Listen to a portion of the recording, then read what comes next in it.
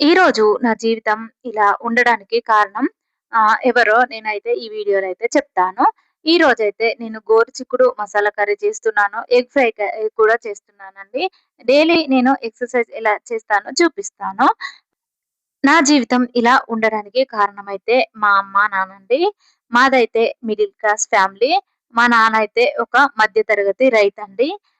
మధ్య తరగతి కష్టాలు ఎలా ఉంటాయో చాలా మందికి తెలిసే ఉంటుంది వ్యవసాయదారులకైతే. అయితే చిన్నప్పటి నుండి మా అమ్మ, నాన్న చాలా కష్టపడి మమ్మల్నయితే పెంచారండి. మా అమ్మనైతే ఖాళీగా ఉండకుండా డైలీ కూలి పనికెళ్ళేది మా పనితో పాటుగా.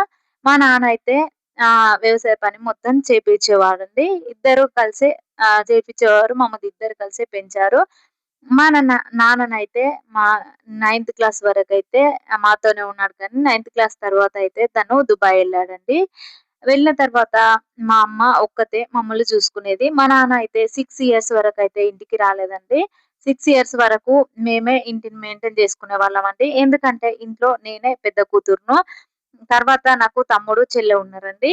అయితే అమ్మ అయితే మమ్మలైతే ఏం పని చేయమని ఎప్పుడు చెప్పలేదు కానీ, అమ్మ కష్టం, నాన్న కష్టం చూసి మేమైతే పని చేసేవాళ్ళమండి.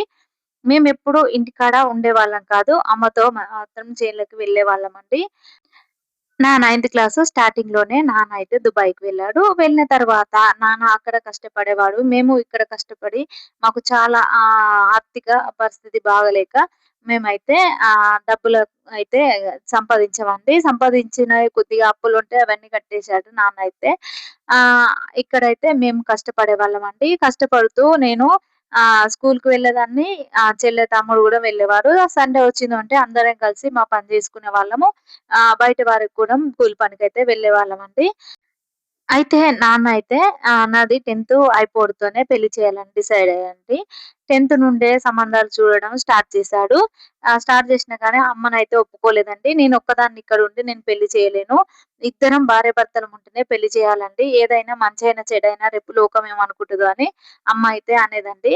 నాన్న అయితే అస్సలు చదువు కోసం అంగీకరించలేదండి. ఎందుకంటే మనం ఎక్కువ చదువుకుంటే ఎక్కువ కట్నం ఇచ్చి పెళ్లి చేయాలని అనుకుంటారు గదా! పల్లెటూరులో అయితే. అందుకోసమైతే 10థ్‌తోనే ఆప్ చేసినామనుకోండి కొంచెం తక్కువ కట్నం ఇచ్చి చేయొచ్చు గదా! తర్వాత మళ్ళీ ఇద్దరున్నారు. ఇద్దరు పిల్లల పరిస్థితి ఎలా ఉంటదో తెలియదు గదా! అని నాన్న అనుకునేవాడండి. కానీ అమ్మ దానికి ఒప్పుకోలేదు. నేనైతే చిన్నప్పటి నుండి వ్యవసాయం చేస్తూ కష్టపడుతూనే ఉన్నాను. ఇప్పటికి గూడా జీవితాంతం ఇలాగే కష్టపడుతూ ఉంటే నా పిల్లలు గూడా నాలాగే కష్టపడకూడదు అనుకుంది అమ్మ. అనుకోని అయితే పెళ్లి ఇప్పుడు వద్దు అని నాన్న నువ్వొచ్చినప్పుడే మనం పెళ్లి చేద్దామని అమ్మ జెప్పింది. అమ్మ అలాగే ఆపుకుంటూ వచ్చిందండి. నా చదువు డిగ్రీ వరకు కంప్లీట్ అయ్యేంత వరకైతే అమ్మ ఆపుకుంటూ వచ్చింది. తర్వాత నాన్నొచ్చిన తర్వాత నాన్న ఇగ పై చదువులు చదువుతా అంటే చదవనీయలేదు. చదవనీయకుండా ఇగ పెళ్లి సంబంధాలు చూడడం స్టార్ట్ చేసిండండి నాన్న అయితే. స్టార్ట్ చేసి నాకైతే పెళ్లి చేశారు మధ్యలోనే. చదువైతే మధ్యలోనే ఆగిపోయింది. నేను చదువుకుందామంటే మా హస్బెండ్ అయితే వద్దనే చెప్పాడండి. ఎందుకంటే తనకు చాలా మంది ఎంప్లాయీస్ సంబంధాలొచ్చాయి కానీ తనైతే చేసుకోలేదండి. ఎందుకంటే వృద్ధాప్య దశలో మా అమ్మ నన్ను బాగా చూసుకుంటే చాలు. పెళ్లి అయిన తర్వాత గూడా నన్ను బాగా చూసుకుంటే చాలు. నాకు పుట్టిన పిల్లల్ని మంచిగా చూసుకుంటూ, వంట చేసుకుంటూ ఇంట్లుంటే సరిపోద్దని మా ఆయన యొక్క అభిప్రాయం అండి. తను ఏ రోజు కూడా ఇక్కడ గూడా నన్ను కష్టపడి పని చేయమని ఏ రోజు చెప్పలేదండి. అలాగని నేను కూడా ఖాళీగా ఎప్పుడూ లేనండి. ఏదో ఒక పని చేసుకుంటూనే ఉంటాను నేను.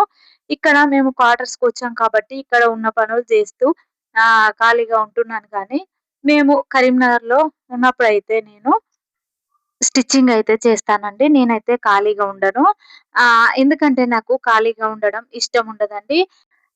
చిన్నప్పటి నుండి మనం కష్టపడి పని చేసాం కాబట్టి, ఇక్కడికొచ్చిన తర్వాత గూడా కూర్చొని తినడం అనేది అలవాట్లేదండి. కూర్చొని తింటే ఎంత గుట్టలైనా కరిగిపోతాయండి. అందుకోసమే నేనైతే ఎప్పుడైనా కొంచెమన్నా కష్టపడి పని చేసి రూ. 4 సంపాదించాలనే ఉద్దేశ్యం నాకుంటుందండి. అందుకోసమనే నేను స్టిచ్చింగ్ నేర్చుకొని 15 ఇయర్స్ అయితుందండి. 15 ఇయర్స్ నుండి నేర్చుకుంటే మా హస్బెండ్ ఒప్పుకోవడానికైతే 12 ఇయర్స్ పట్టిందండి. అతను ఆ వర్క్ చేసుకోవడానికి ఒప్పుకున్నది. 12 ఇయర్స్ తర్వాత నేనైతే మళ్ళీ యథావిధిగా యూట్యూబ్‌లో చూస్తూ మొత్తం ప్రాక్టీస్ చేసుకున్నాను. చేసుకొని ఒక 3 ఇయర్స్ నుండి బయట వాళ్ళయి అయితే స్టిచ్చింగ్ చేసుకుంటూ ఉన్నానండి.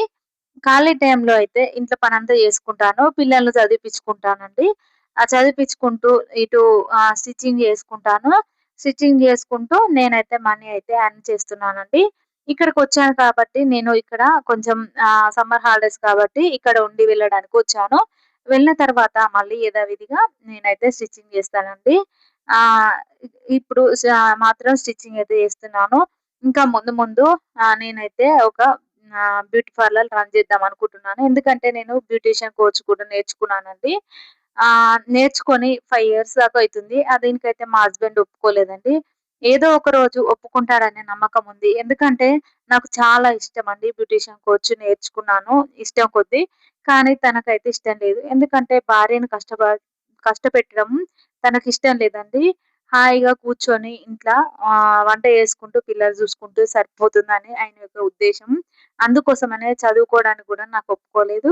స్టిచ్చింగ్ కూడా చాలా సంవత్సరాలు పట్టిందండి. ఈ బ్యూటీషియన్ కోర్స్ నేర్చుకున్నాను. దీనికి కూడా ఎంత టైం పడుతుందో తెలియదు గదా! అలాగే మగ్గం వర్క్ కూడా నేర్చుకున్నానండి. నేర్చుకున్నాను కానీ అది కొంచెం బాడీ పెయిన్స్ ఎక్కువుంటాయండి. ఎక్కువ కూర్చుండి మనం స్టిచ్చింగ్ చేస్తే. అది అంత సులభమైన పనైతే గాదండి. నేను కూడా కొద్ది రోజులు బ్లౌజులకు వర్క్ అయితే చేశాను. కానీ ప్రస్తుతం అయితే స్టిచ్చింగే చేస్తున్నానండి. మా ఆయనకైతే ఈ పని జేయడం కూడా ఇష్టం లేదండి. ఎందుకంటే తనకు భార్యని కష్టపెట్టడం అనేది ఇష్టం ఉండదండి.